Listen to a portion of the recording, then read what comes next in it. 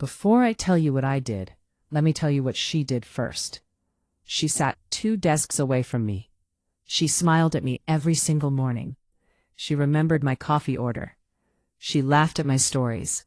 She made me feel seen, valued, and genuinely liked, in the way that only a very specific kind of person can.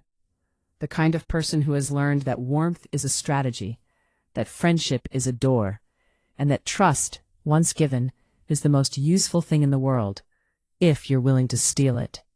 She took 6 weeks of my work, my concepts, my frameworks, my words, and she walked into a conference room, presented them to my director, and collected the praise that was meant for me, and she smiled at me afterward.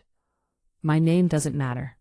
What matters is that I had spent years building something real. 3 years before any of this happened, I was hired at a mid-sized tech company called Vantera Solutions in Austin, Texas, as an entry-level marketing coordinator. I was not handed anything. I was not fast-tracked or mentored by someone powerful or given a lucky break that changed everything. I just worked, quietly, consistently, and with everything I had. I came in early. I stayed late. I skipped vacation days that I had earned, because there was a campaign that needed refining, a pitch that needed one more pass, a client relationship that needed tending. I am not saying this to make myself sound noble. I am saying it because I want you to understand the weight of what she eventually tried to take from me, and why walking away was never an option. 3 years in, I was a senior marketing strategist. My campaigns were keen, sharp, and they converted. My director, David Chen, trusted me with the accounts that mattered most. I had a nice apartment in the South Congress neighborhood, a rescue dog named Biscuit, and a standing Friday night dinner with my mom. But it was mine, and I had built every inch of it. And then Danny walked in.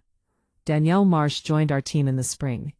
She was sharp, funny, and immediately likable, the kind of person who fits into a group so naturally that you wonder almost immediately how you ever functioned without them.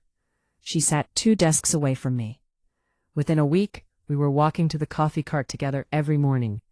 Within a month, she was the person I vented to after difficult client calls. Within 2 months, she felt like the work best friend I never knew I needed. And I want to be honest with you right now, because I think it matters. I did not miss the warning signs because I was naive. I missed them because she was good. She was very, very good at being exactly what you needed her to be, for exactly as long as she needed to be it. She asked questions that felt like curiosity, but were actually inventory. How did you come up with that concept for the Halford campaign? While she took notes in a little spiral notebook she always carried. What's your process when you pitch to David? While she listened the way a student listens to someone they genuinely admire. She absorbed everything. She cataloged it. She filed it all away somewhere I couldn't see, in some internal archive I didn't know she was building. I thought I was mentoring a friend. I didn't realize until much later that I was building the very blueprint she would use against me. The biggest account in our department that quarter was the Lumen & Co. rebrand. It was a national retail client with a 7-figure budget, and David had personally assigned it to me.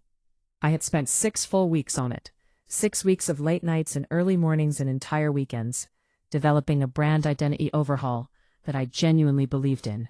A new tone of voice, a new visual language, a phased rollout strategy that covered everything from social media campaigns to in-store signage to seasonal messaging. I had a name for the concept. I called it the quiet luxury pivot. I even wrote that phrase in the shared project folder when I saved my first working draft. It was my phrase, born from hours of thinking, and I was proud of it.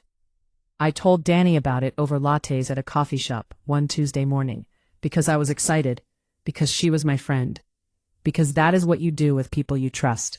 You share the things that light you up. That was the single biggest mistake of my professional life. It was a Thursday afternoon. I was working from home, on a call with a vendor, when a Slack notification appeared on my screen from a colleague named Priya. It just said, "Hey, did you see the deck Danny presented to David this morning?" My stomach dropped before I even understood why. I typed back, "What deck?" She sent me a screenshot. It was a slide from a presentation, a polished, beautifully designed presentation, with a title page that read, Lumen & Co. Rebrand Strategy, The Quiet Luxury Pivot, presented by Danielle Marsh. I read it 3 times. The room around me went completely quiet. My vendor was still talking, and I sat there. I made an excuse, ended the call, and opened my laptop with hands that I had to consciously steady. Every concept was there. Every strategic pillar, the phased rollout structure, the tone of voice framework, the exact phrase, quiet luxury pivot, the phrase I had invented, written down, spoken aloud over coffee to someone I trusted, was on those slides. Reworded just enough, but unmistakably, irrefutably mine. She had presented my work to our director, without me in the room, without my name on a single slide. I went to David's office that afternoon. I knocked on his open door, and he looked up with an expression I will never forget, slightly uncomfortable, slightly rehearsed, like he had already been briefed, like he had been expecting this exact conversation. I said, "David, I need to talk to you about the Lumen presentation." He said, "I was actually going to reach out to you today. Danny mentioned that the 2 of you had been collaborating on the concept, and that you had some creative differences about direction." Collaborating. Creative differences. She hadn't just stolen my work. She had gotten ahead of the story. She had already gone to him, probably that same morning right after the presentation, while the applause was still fresh, and planted the seed that this was a joint project, that she had been the one to push it forward, while I dragged my feet and resisted. She had turned my 6 weeks of work into a footnote. She had made herself the author and me the difficult coworker who couldn't handle collaboration. I stood in that doorway, and for one terrible moment I didn't know what to say, because I realized, with a cold, crystalline clarity, that without evidence, I was just the bitter coworker making accusations, and she knew that. She had planned for exactly that. I said, "That's not what happened." And David nodded in that slow, non-committal way that told me he wasn't sure who to believe, and that was almost worse than outright dismissal, because neutrality, in that moment, was not neutral at all. It was a vote for her version. I walked back to my desk. I pulled up the shared project folder. And that is when I discovered that 3 days earlier, 3 days before her presentation, someone had moved my original draft files into an archive subfolder, buried under 2 levels of folders, renamed with generic titles, the timestamps obscured by a resave. Someone with access to that shared folder had made my fingerprints harder to find. I already knew who. I sat at my desk for the rest of that afternoon and did not say one word to Danny. She came by around 4:30, smiled at me, actually smiled, and said, "Long day, huh?" And I smiled back, because that was the moment I made my decision. That night, I drove home, sat on my kitchen floor with biscuit in my lap, and I cried. For about an hour. Not because I was weak, because I had trusted someone completely, and that trust had been weaponized against me. And that kind of pain deserves at least an hour on the kitchen floor before you decide what to do next. I thought about quitting, genuinely. I had a friend at a competing agency who had mentioned an opening. I could leave, start fresh, pretend none of this had happened. And there was a version of me, the version who was exhausted and humiliated and just wanted it to stop. But then I thought about every late night, every birthday dinner I had cut short because of a deadline, every vacation day I had handed back to a job I loved. I thought about Danny, sitting in that conference room, presenting my work, absorbing the praise that belonged to me, and something in me went very, very still.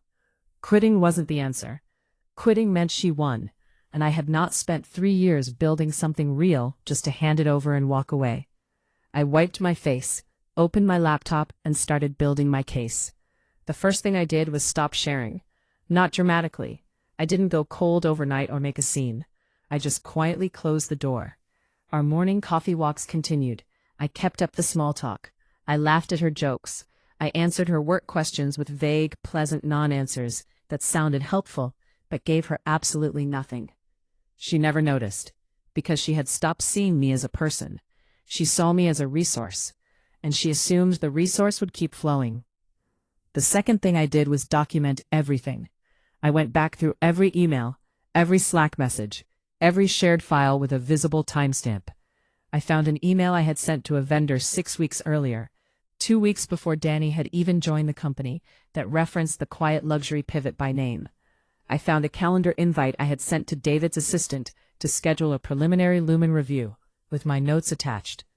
I found 3 separate internal messages where I had described elements of the strategy using the same language that appeared in her presentation.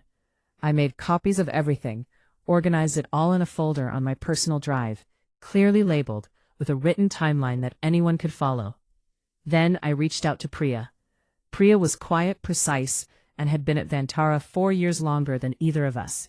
Over lunch at a taco place on 5th Street, away from the office, away from anyone who might overhear, she told me something that made my hands go still on the table. This wasn't the first time. Before me there had been a copywriter named Marcus. He had developed an entire content strategy over several months. A strategy that somehow ended up attributed to a senior manager Danny had been very close to at her previous company. Marcus had left quietly. He assumed no one had noticed. Priya had noticed. I sat with that information for a few days, and then Marcus reached out to me directly. He had heard through Priya what I was dealing with. He told me that when he left, he had saved everything. Emails, files, timestamps, a paper trail that showed a clear pattern, the same behavior, the same methods, going back further than anyone at Vantara knew. He wasn't asking for anything, he just thought I should have it. I kept doing my job. I kept doing it exceptionally well, because the best thing I could possibly do was be undeniable. I began sending David brief weekly updates on my projects, copied to his assistant, timestamped and specific. I volunteered for the quarterly strategy presentation, a high-visibility event that would go directly to the VP of Marketing. And I worked on that presentation like it was the most important thing I had ever done, because in a way, it was. The quarterly strategy presentation was on a Tuesday morning in March. The VP of Marketing, Sandra, had flown in from the Dallas office. The entire senior marketing team was assembled in the glass-walled conference room on the 4th floor. I had been given a 15-minute slot. I used every second. My presentation was called The Architecture of Trust, How Brand Strategy Becomes Brand Loyalty. It was the best work of my career. Clean structure, deep research, 3 client case studies, a proprietary framework I had developed from scratch, and a live concept for a prospective account that I could tell from the moment I clicked to that slide landed differently than the rest. Sandra leaned forward in her chair. David introduced me with what felt like carefully measured enthusiasm. Danny was in the 2nd row. I did not look at her once. When I finished, Sandra asked 4 questions. All 4 were excellent. I answered every single one without hesitation, without checking my notes, without a single second of uncertainty. And then Sandra said, "Who developed the Lumen rebrand concept? I've been hearing great things about the quiet luxury pivot strategy." The room shifted. I felt it in the air. David started to answer. And I spoke first, calmly, clearly, without a tremor in my voice. I said, "That concept originated with me. I can share the documented timeline if that would be helpful.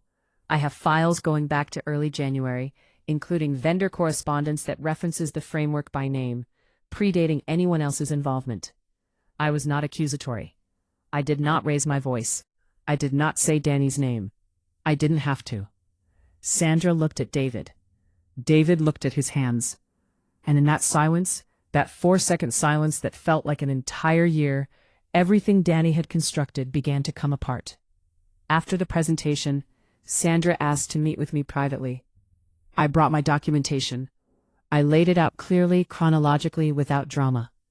I also very carefully, very quietly, mentioned that I had been in contact with a former employee who had experienced a similar pattern of behavior and had retained supporting materials that corroborated a history.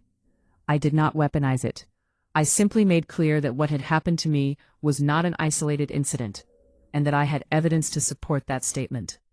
2 weeks later, I found out that HR had opened a formal investigation.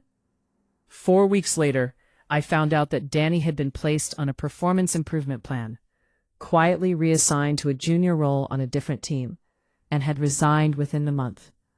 She didn't come to say goodbye.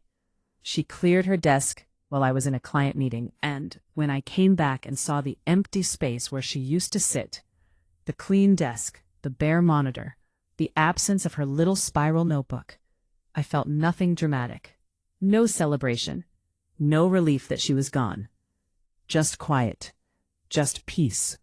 Just the particular satisfaction of a thing being right again. Sandra offered me the official lead role on the Lumen account, with my name on everything, from the first page to the last. I accepted. The campaign launched in June.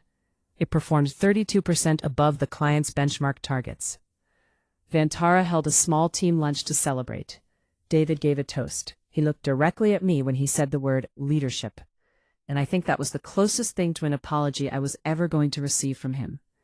It was enough. Before I go, if you made it this far, I want to take a moment to be real with you. This channel is just me, one woman at her desk, finding stories that deserve to be told. Stories about people who were underestimated, overlooked, taken advantage of, written off, and who refused to stay down. I started this because I spent too long feeling like I was the only one, like my experience was too ordinary to matter, and my wins were too quiet to celebrate. And then I realized, we are everywhere. People with stories exactly like this one who just needed someone to say, I see you. What happened to you was real, and it doesn't end there. If you have ever had a Danny in your life, someone who smiled at you every morning while quietly dismantling everything you built, then you already know that the hardest part isn't the betrayal.